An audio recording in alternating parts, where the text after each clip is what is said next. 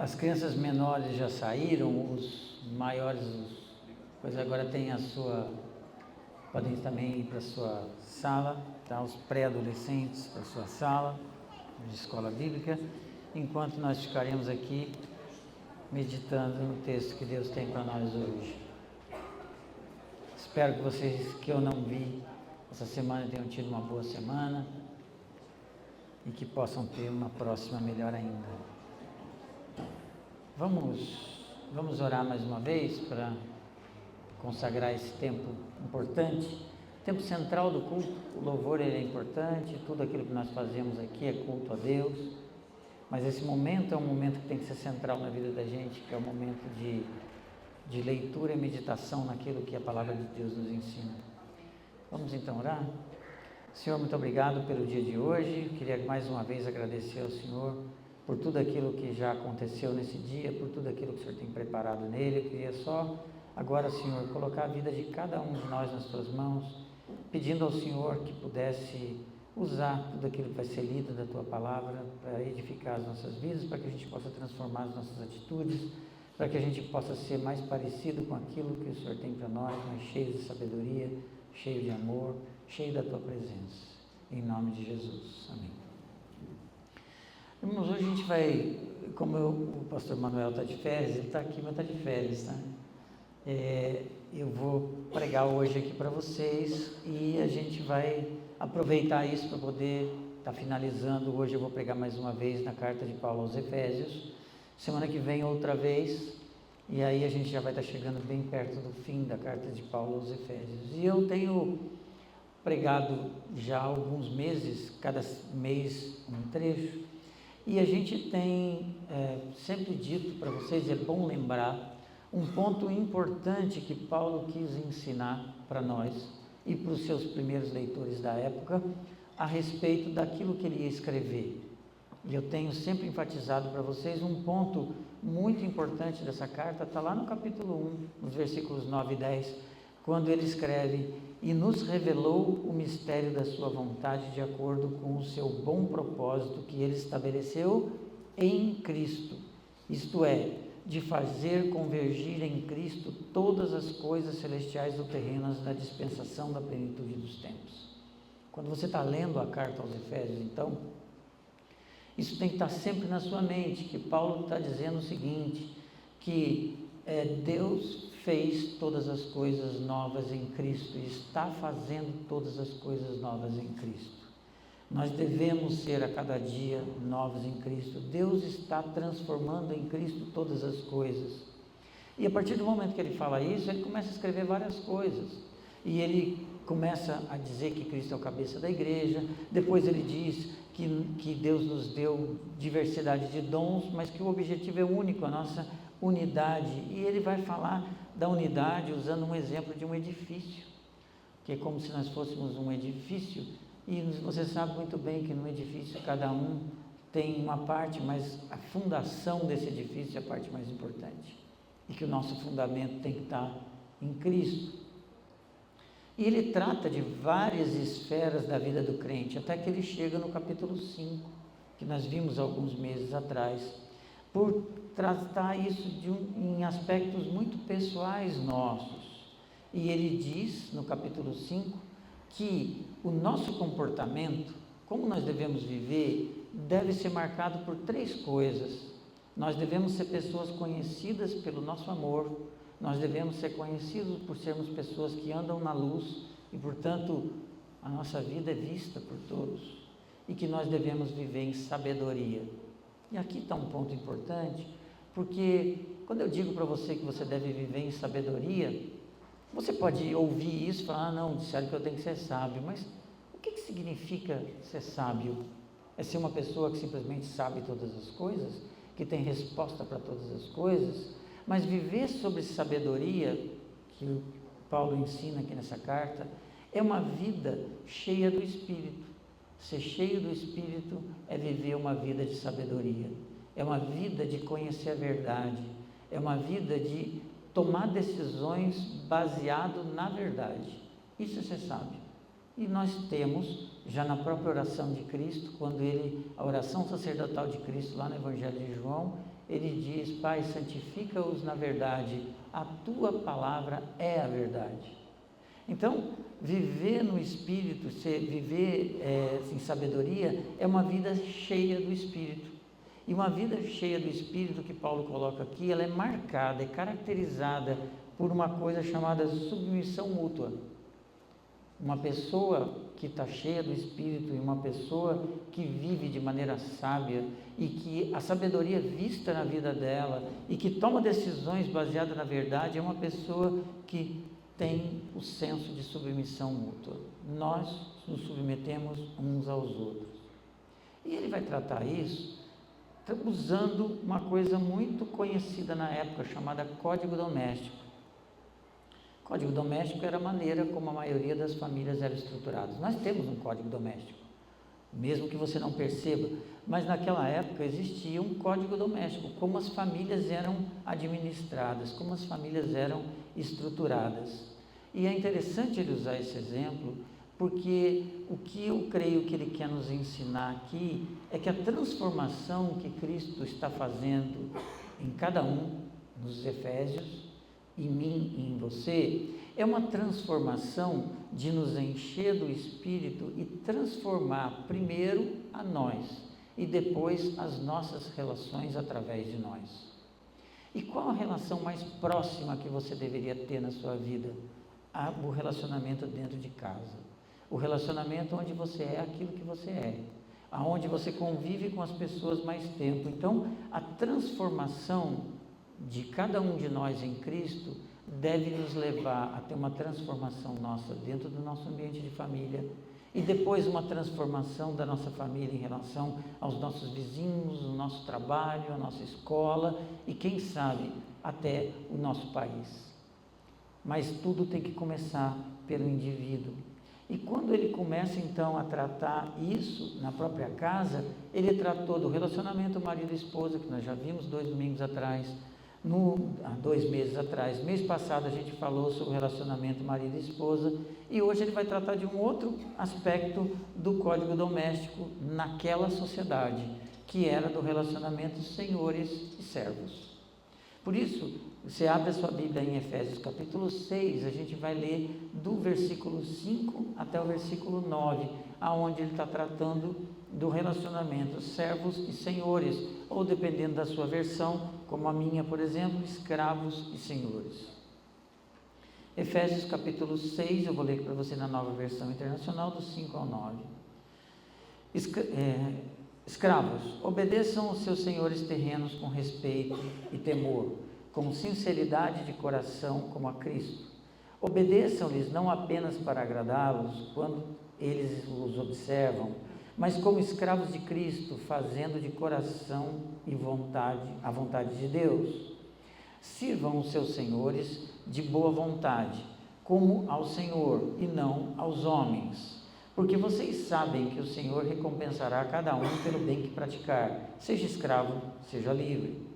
Vocês, senhores, tratem seus escravos da mesma forma, não os ameacem, uma vez que vocês sabem que o Senhor deles e de vocês está no céu, e Ele não faz diferença entre as pessoas.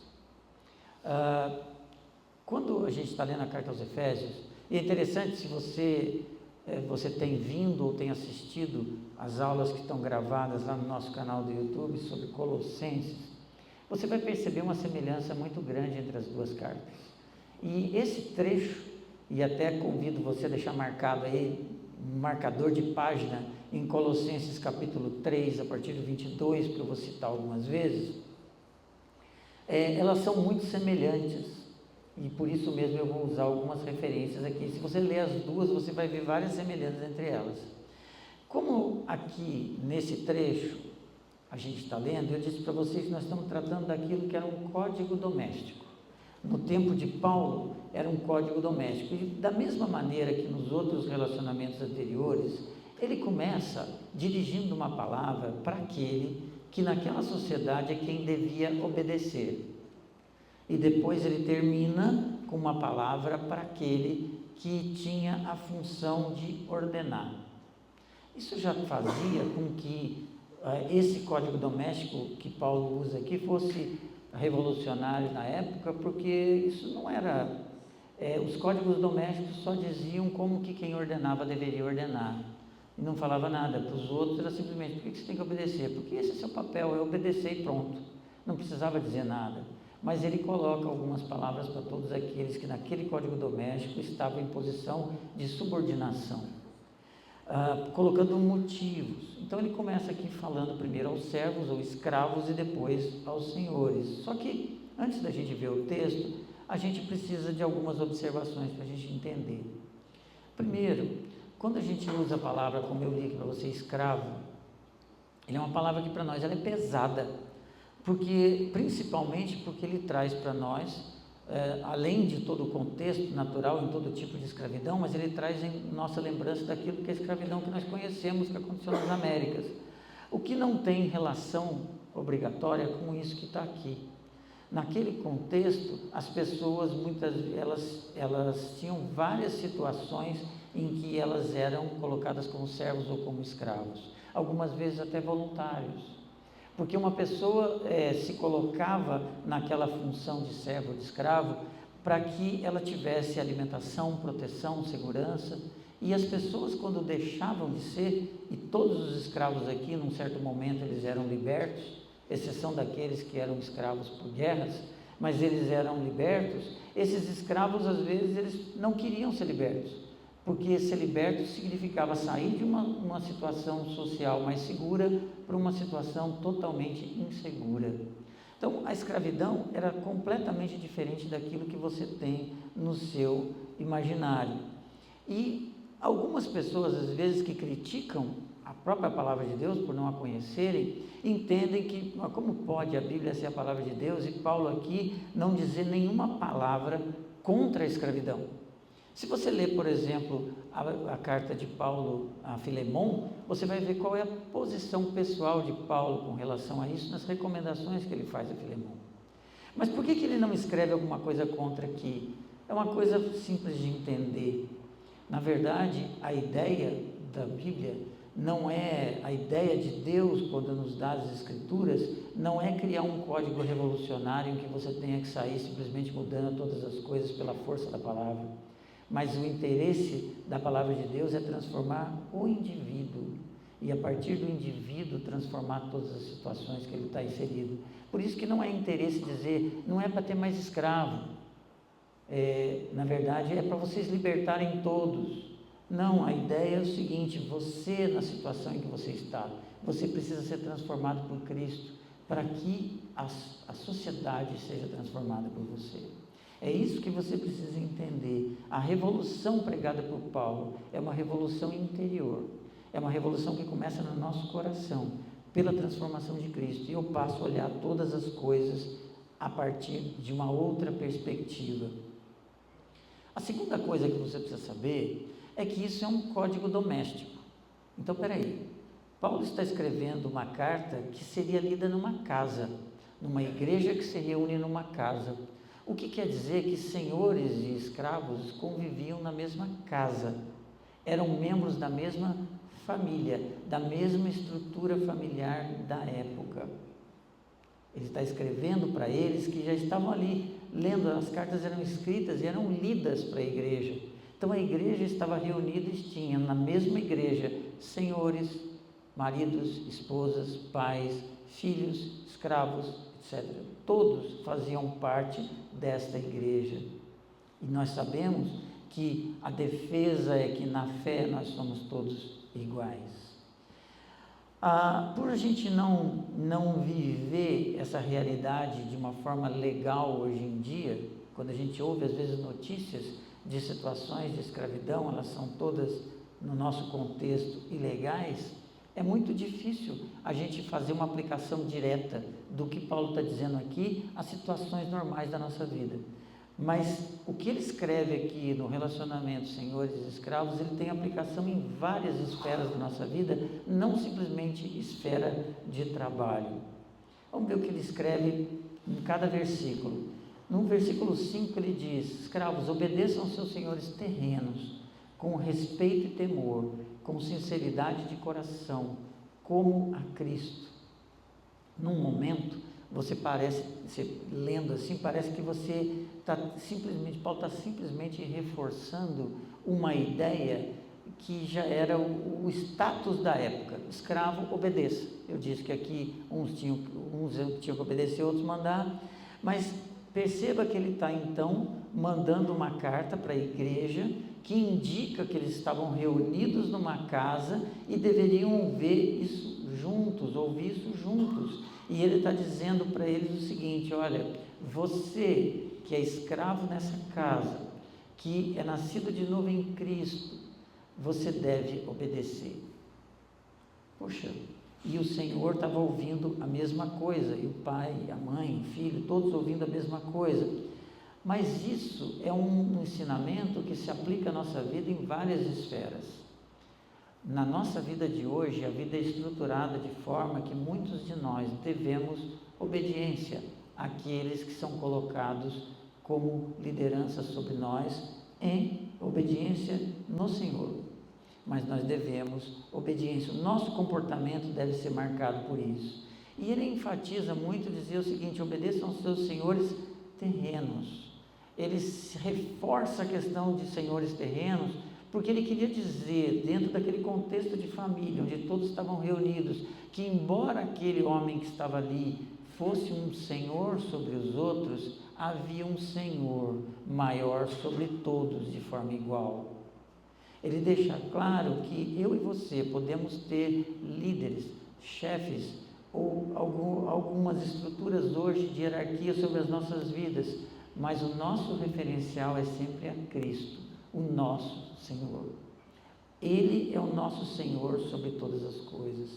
E como que você e eu devemos viver esse senhorio? Da mesma forma que aqueles que estavam ali, com temor ao Senhor, mas de uma maneira sincera. Porque ele escreve: obedeçam como escravos, fazendo a vontade de Deus. E depois ele vai dizer: com sinceridade de coração. Sinceridade de coração. Ele quer dizer aqui que nós devemos fazer isso com uma concentração focada, com uma concentração constante naquilo que eu devo fazer, e dessa forma promover uma atitude consistente. Quer dizer o seguinte: eu entendo qual é o meu papel, e eu não faço isso simplesmente para agradar pessoas, ou eu faço isso para obter um reconhecimento. Eu faço porque eu tenho a consciência de que eu devo fazer isso por obediência ao meu Senhor. Se você for olhar isso para a sua vida hoje, e eu perguntasse para você: por que você procura um emprego? A gente procura um emprego porque a gente quer ganhar um salário, a gente procura um emprego porque a gente quer ter uma segurança nessa vida, a gente continua trabalhando nesse emprego, talvez buscando ser reconhecido pelas pessoas, crescer profissionalmente. Não tem nada errado nisso.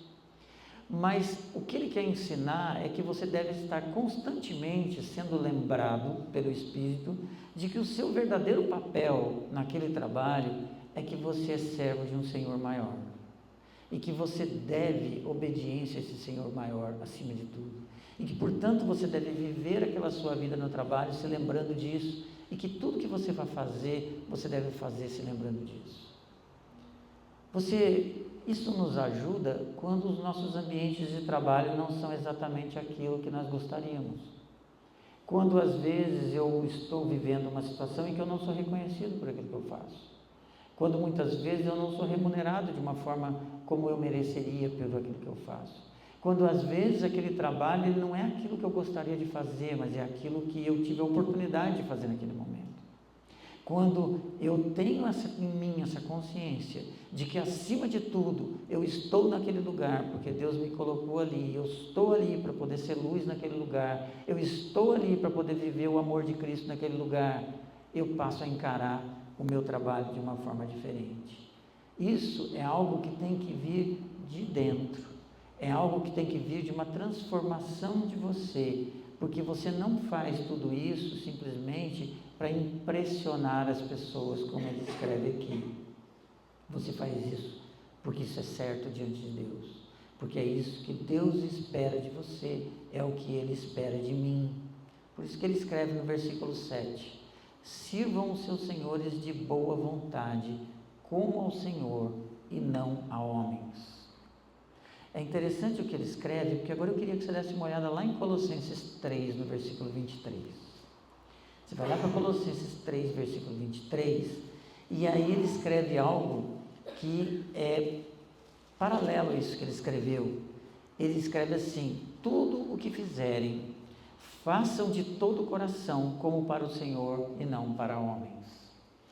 Tudo o que fizerem.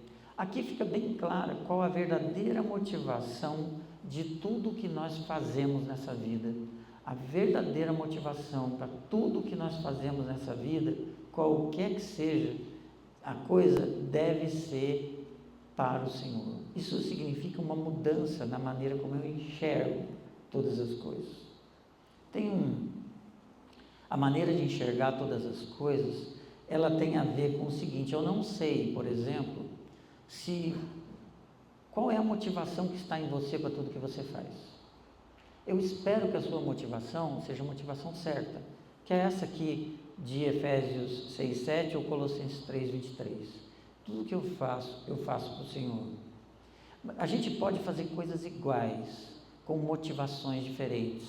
Tinha um filósofo que ele contou uma história uma vez, e ele disse o seguinte: imagina a cena, você está no ponto de ônibus, parado no ponto de ônibus, chega para você um desconhecido, olha para você assim e diz o nome científico do pato selvagem. O nome científico, ele fala, o nome científico do pato selvagem é estriônicos, estriônicos, estriônicos. Você nunca viu a pessoa, ela chega no ponto de ônibus, olha para você e diz, o nome científico do pato selvagem é estriônicos, estriônicos, estriônicos. Você vai pensar o que se acontecer isso? Esse filósofo dá 3 opções. A primeira coisa que você vai pensar, ou se você estiver olhando a cena, você vai dizer, é louco, coitado, é maluco. Deixar na porta do sanatório aberta e veio um maluco aqui e me falou isso. Mas você poderia pensar o seguinte: ele conhece alguém muito parecido comigo, que é muito parecido, tem a mesma cor de olho que eu, e essa pessoa perguntou para ele o nome científico do pato, ele não sabia. Quando ele me viu, ele chegou e deu a resposta. É possível? É possível. Qual poderia ser a terceira motivação? Talvez, se você assistir muito filme, você podia pensar, ele é um espião. E ele estava procurando alguém que ele tinha que dar código-chave. E quando ele dissesse o código-chave, ele tinha encontrado seu contato. É possível? É possível. O que ele quer dizer com isso? Você não sabe a motivação. E se de repente você acha simplesmente que o cara é louco, você pode sair na briga com ele. Ou você pode chamar a polícia e de repente você descobre que ele estava simplesmente respondendo uma pergunta que ele achou que você tinha feito. A gente não, sem conhecer o cenário inteiro e sem enxergar as coisas de uma perspectiva correta, a gente pode interpretar as coisas de forma errada. A maneira da gente interpretar tudo aquilo que a gente faz é através da palavra de Deus. Eu tenho que olhar todas as coisas baseado na sabedoria da palavra. E o que a sabedoria da palavra me diz é o seguinte: qual que é a minha motivação para poder fazer o que eu faço? A minha motivação deve ser porque é o que Deus quer de mim. Todas as coisas que eu faço, eu devo fazer motivado pela vontade de Deus para mim. 2 pessoas podem externamente estar fazendo a mesma coisa num determinado momento, mas as motivações podem ser completamente diferentes.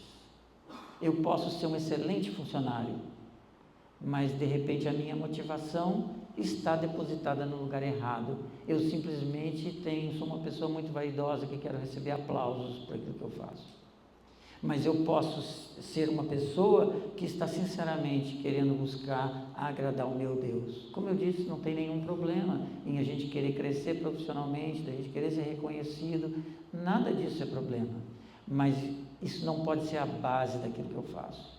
Porque nós enfrentaremos momentos difíceis onde nós trabalhamos. Nós enfrentaremos momentos difíceis em todos os lugares. Mas se a minha motivação correta a minha motivação estiver corretamente no Senhor, eu tenho uma força maior dentro de mim para me motivar a continuar fazendo aquilo que eu faço e fazendo sempre melhor aquilo que eu faço. Lá voltando para Efésios capítulo 6, no versículo 8, Paulo escreve assim: porque vocês sabem que o Senhor recompensará a cada um pelo bem que praticar, seja escravo, seja livre. Meus irmãos, num mundo como nós vivemos, marcado por injustiça e pelas aparências, por isso que Paulo diz que não deveria se fazer as coisas para que as pessoas vejam, ou simplesmente quando o seu chefe está presente. É muito importante ter em mente o real motivo por que a gente deve fazer todas as coisas. Eu devo fazer as coisas porque Deus tudo vê. Porque Ele é justo com as nossas atitudes. É lógico que quando Paulo escreve ali que nós devemos fazer, não simplesmente quando os nossos chefes veem, ele me faz lembrar de um livro que a gente viu uma vez, que chamava assim, Caráter, aquilo que você é quando ninguém está olhando. O que Paulo está defendendo é uma transformação de caráter. Eu não faço porque as pessoas veem, eu faço, como eu disse, e vou repetir várias vezes aqui, porque o Senhor a tudo vê.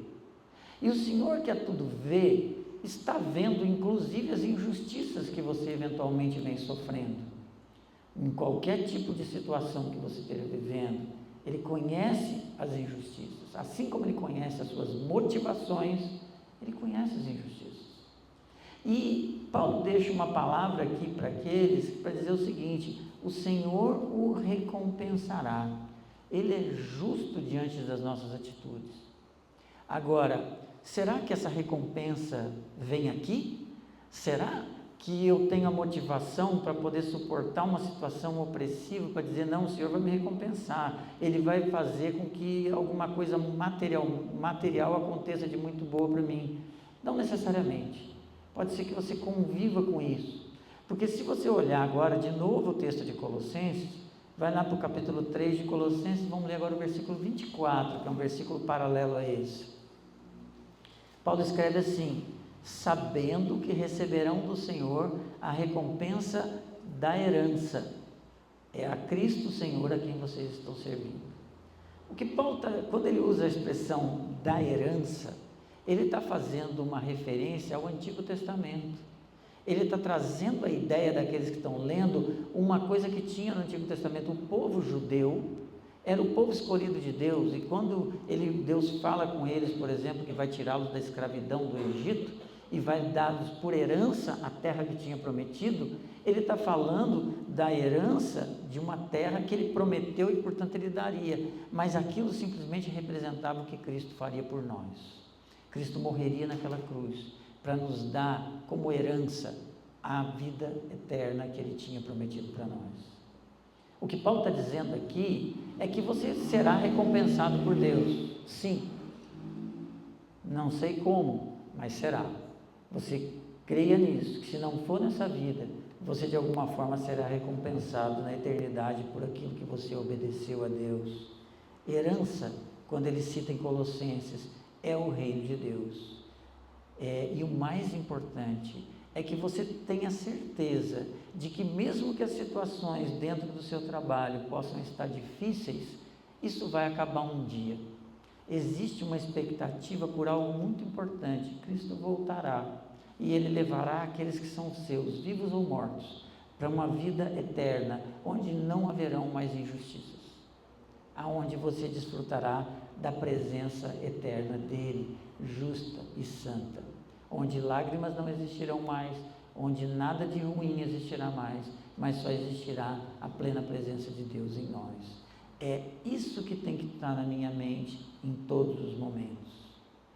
Mas Paulo escreve essa carta e não deixa de falar somente para aqueles que são os escravos da época, mas ele dá uma palavra também para os senhores, onde ele diz no versículo 9 de Efésios 6, vocês, senhores, tratem seus escravos da mesma forma. Peraí, da mesma forma?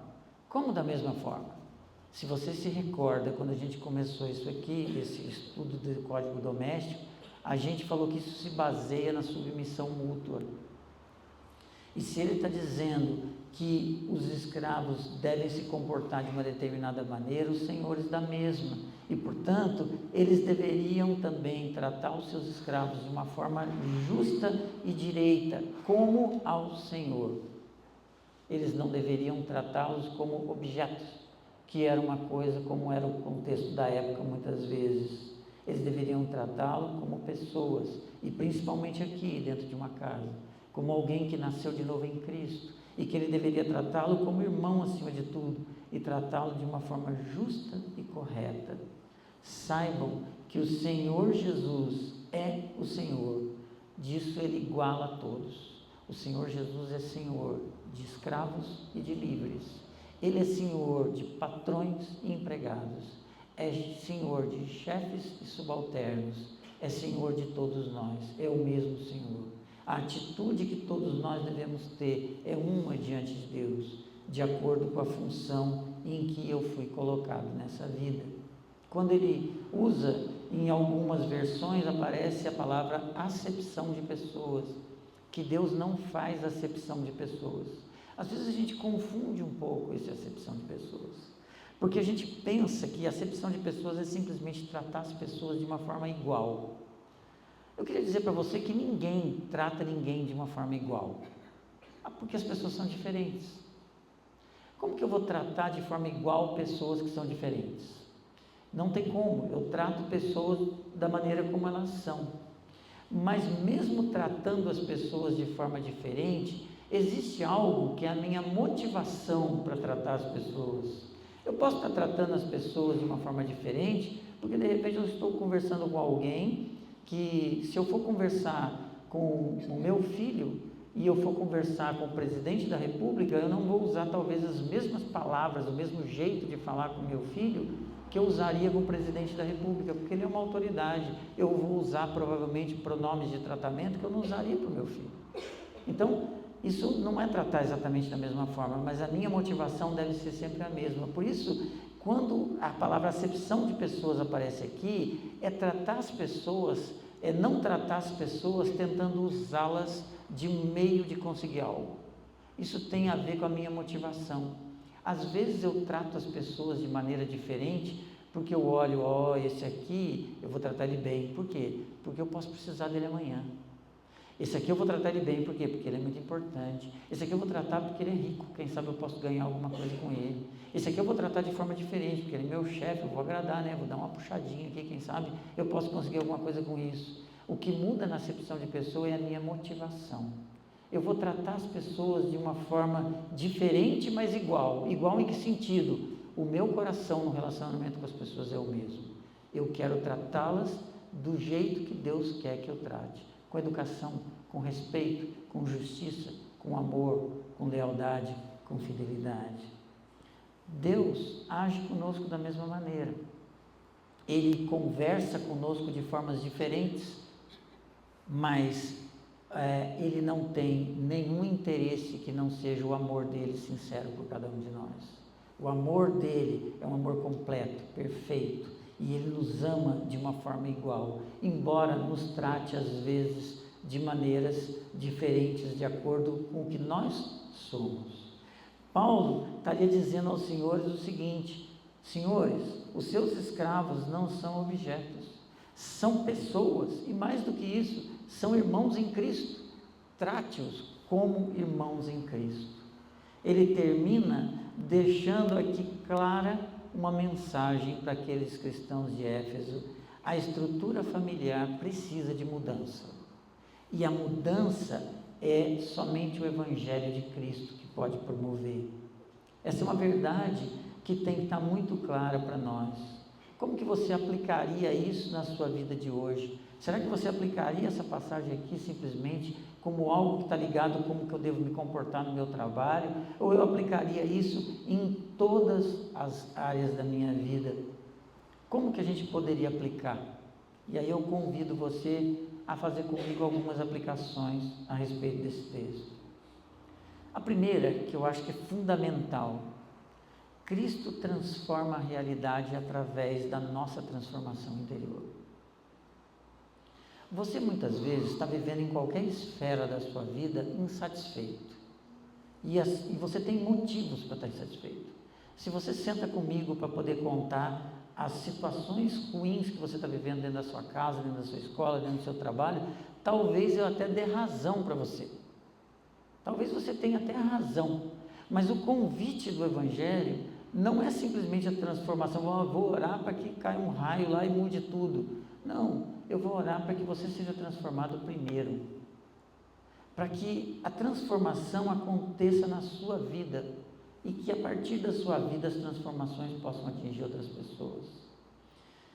Nós vivemos contextos em que muitas vezes o marido é convertido, a esposa não é convertida e vivem situações diferentes, difíceis, ou o contrário, enfim, não interessa.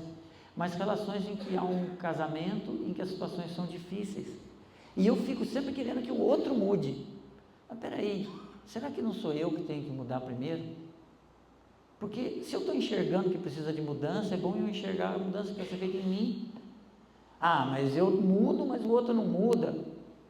Perseverança é uma palavra muito presente no Evangelho. Eu devo confiar em quem eu sirvo. E eu devo buscar a transformação da minha vida e devo orar pela transformação do outro. Mas eu não posso querer que simplesmente a minha transformação dependa da transformação do outro. Aplique isso no seu trabalho. A transformação do seu ambiente de trabalho começa pela sua transformação. E na sua escola, no que quer que seja. Então, Cristo começa com uma transformação no indivíduo. Nós temos milhões de evangélicos no Brasil. Você acha que se talvez todos os evangélicos do Brasil estivessem buscando uma transformação pessoal, real em Cristo, nosso país não seria diferente? Eu tenho certeza que sim. Nosso país não muda porque muitas vezes nós vivemos um cristianismo raso, um cristianismo que não busca uma transformação interior e uma transformação que é fruto da ação do Espírito em nós. O segundo ponto que eu queria que tivesse muito claro para todos nós é que em qualquer área da nossa vida, a nossa principal motivação deve ser sempre Cristo seja conhecido através de mim.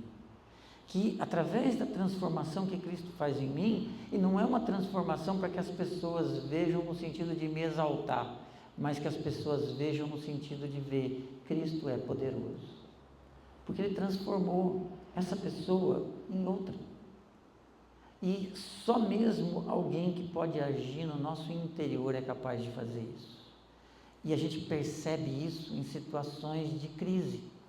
Você quer perceber como você está muitas vezes, perceba como você lida com certas situações em que você é apertado.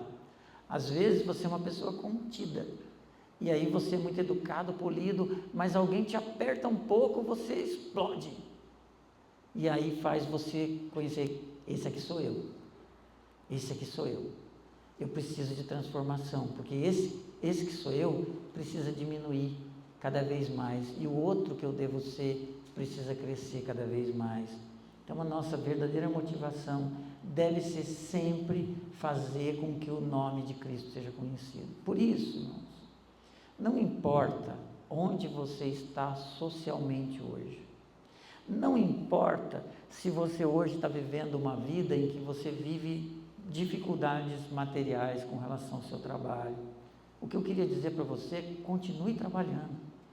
Trabalhe para melhorar, trabalhe para crescer, trabalhe para poder buscar, quem sabe, uma oportunidade de trabalho melhor para você. Não tem nenhum problema em você estar num lugar e você encontrou um outro local em que seja um local melhor, onde você vai ter oportunidades maiores de crescer, nenhum problema. Muito pelo contrário, faça isso, mas onde quer que você esteja trabalhando, lembre-se do seguinte: você é filho de Deus, você é embaixador de Cristo, por isso a sua atitude, onde quer que você trabalhe, tem que refletir isso. Não dá para a gente poder refletir isso, sendo que eu sou o pior funcionário da minha seção.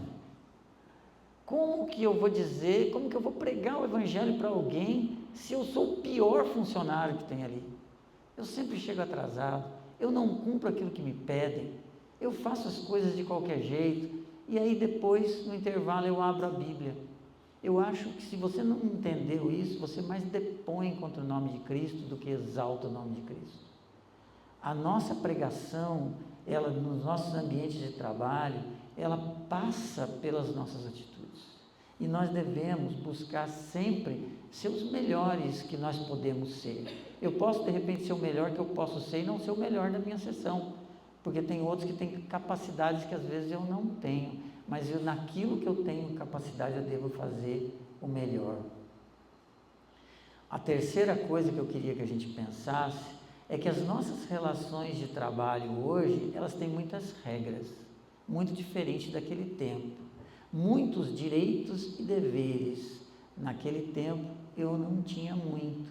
Naquele tempo eu não tinha muitas essas regras. Mas entenda, se você é empregado, não importa quem é o seu patrão, o seu Senhor é Cristo. Isso tem que estar muito claro para você. E isso deve realmente mudar as nossas posturas. Mas saber que Cristo é o Senhor deve fazer com que eu tenha um outro tipo de relacionamento também com o trabalho. Porque nós vivemos uma época um pouco diferente desse contexto aqui, em que tem algumas pessoas que às vezes parece que o Deus dele é o trabalho. Eu vivo com o trabalho, com um relacionamento às vezes tão doentio, que se me tirarem o trabalho eu morro. Eu não vou ter vida. Pessoas que às vezes chegam em casa e não conseguem desfrutar do descanso, porque a vida dela está impregnada no trabalho. E por que está impregnada com o trabalho? São vários motivos para isso. Às vezes pode ser uma busca de uma realização pessoal, busca de reconhecimento, busca de várias coisas que só mostram que o meu Deus é aquilo que está me movendo, que é o meu trabalho. Se eu tenho a consciência de que eu estou ali servindo a Cristo, jamais o trabalho vai poder ser o meu Deus. Por isso, trabalhe bem, mas nos seus horários de descanso, descanse bem. Desfrute com a sua família momentos que você deve desfrutar. E eu falo isso com toda a propriedade do mundo, porque isso foi uma coisa que Deus transformou na minha vida. Quem me conheceu antes da minha conversão sabe o quanto eu era absorvido pelo trabalho, por motivos que começaram como bons motivos. No início, é interessante quando a gente olha uma vida, é igual a história do pato, né? Do pato selvagem. Você às vezes olha um retrato de um momento e você não conhece a história como um todo, e você julga só o momento. Mas quem vê a minha vida hoje não sabe das dificuldades que a gente passou no começo da nossa vida de casado. A gente tinha dificuldades materiais, eu tinha que trabalhar realmente para poder cumprir com os nossos compromissos. E eu ainda fiz algumas besteiras que todos nós fazemos, porque eu no começo, era no tempo que existia talão de cheque, e eu não anotava no canhoto de talão de cheque nem para quem eu tinha dado, nem quanto eu tinha dado. E eu, na época, estava construindo uma casa, e você imagina o que foi o desastre financeiro que foi a minha vida, depois que a gente terminou a construção da casa. Então a gente tinha uma situação bastante difícil. E isso fez com que eu tivesse que trabalhar muito. Eu trabalhava. E o trabalho foi tomando conta da minha vida de uma forma em que eu não tinha tempo para nada. O trabalho, ele dirigia a minha vida. E se uma das coisas que Deus transformou na minha vida foi entender o verdadeiro lugar do trabalho na minha vida. O trabalho, ele é muito importante. O trabalho, ele é necessário. Mas o trabalho não é seu Deus. Se você entende dessa forma, caso você perca o seu trabalho, você vai ficar triste? Vai. Você vai passar por uma situação difícil? Vai. Mas você não vai ter a sua fé transformada por isso. Porque a sua fé não está no seu trabalho. A sua fé não está em você mesmo. A sua fé está em Cristo. E você vai buscar nele aquilo que você precisa. Ele dá força, porque está difícil. E ele dará. Se você também, por outro lado, você é chefe, tem uma palavra para você, se você é chefe, patrão, o que quer que seja. Primeiro, seja justo com aqueles que são seus empregados ou subordinados, antes de mais nada. Que a justiça seja vista na sua vida. Não admita jeitinhos errados e faça sempre o que é certo diante do Senhor. Não para simplesmente ser visto pelos outros, mas para que quando as pessoas vejam saibam que você faz aquilo por algo que é maior. Trate todas as pessoas, sendo crentes ou não crentes, de forma igual. Igual como? Não como objetos de quem você pode conseguir alguma vantagem, mas como pessoas. Pessoas que já são servos de Cristo e que você tem que tratá-los como irmãos. Ou pessoas que precisam conhecer a Cristo e elas vão ter você como uma referência.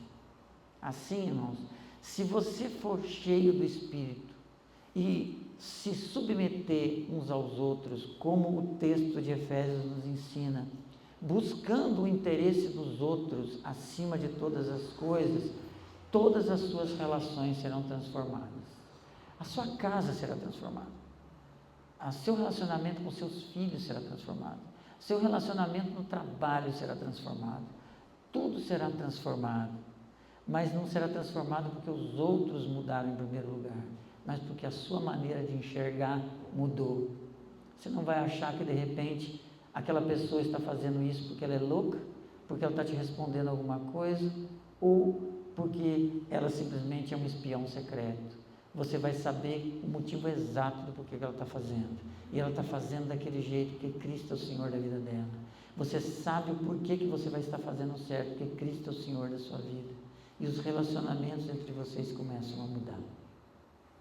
Que a gente possa pensar nisso essa semana e que a gente possa buscar a plenitude do Espírito em nós, o conhecimento maior de Cristo em nós e uma vida cheia do Espírito que faz com que quando as pessoas estão próximas de nós, sintam a presença de Deus em cada um.